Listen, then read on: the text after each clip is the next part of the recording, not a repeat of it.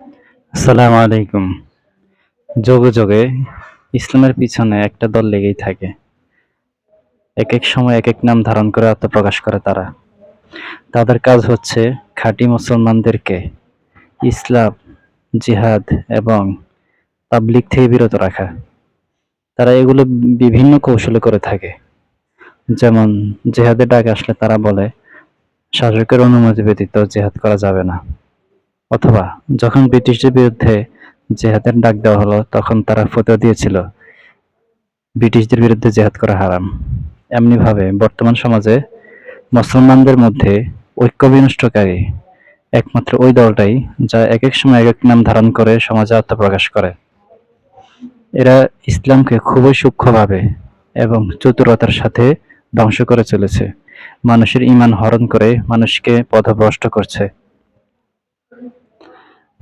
তারা সবসময় মুসলমানদের বিরোধিতায় লিপ্ত।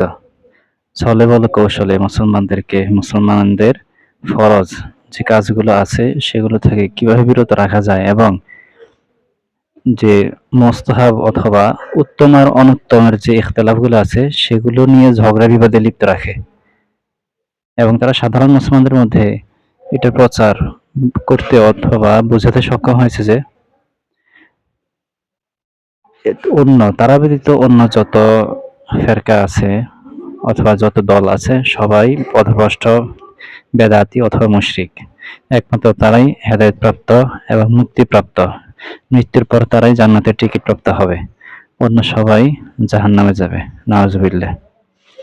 এই সকল লোক যারা আছে তাদেরকে আল্লাহ তাআলা হেদায়েত দান করুক, অথবা হেদায়েত যদি না থাকে তাদের নসিবে তাহলে ধ্বংস করে দিক।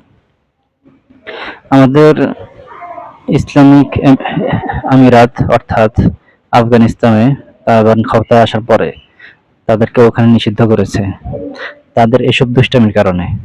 তারা মুসলিম সমাজে বিভিন্নভাবে বিশৃঙ্খলা সৃষ্টি করার চেষ্টা করে এবং ইসলামকে হাসির পাত্র বানায়। এইসব কারণে তালেবান সরকার তাদেরকে নিষিদ্ধ করেছে।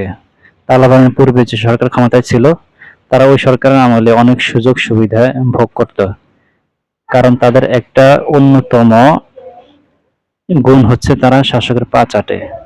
যখন যে সরকার ক্ষমতায় আসে তখন সে সরকারের পা চাটে, এটা তাদের অভ্যাস। যেমনি ভাবে তারা ব্রিটিশ সরকারের পা চেটেছিল। আল্লাহ এই সকল গোমরাহ মানুষদের থেকে মুসলমানদেরকে হেফাজত করুন, আমিন।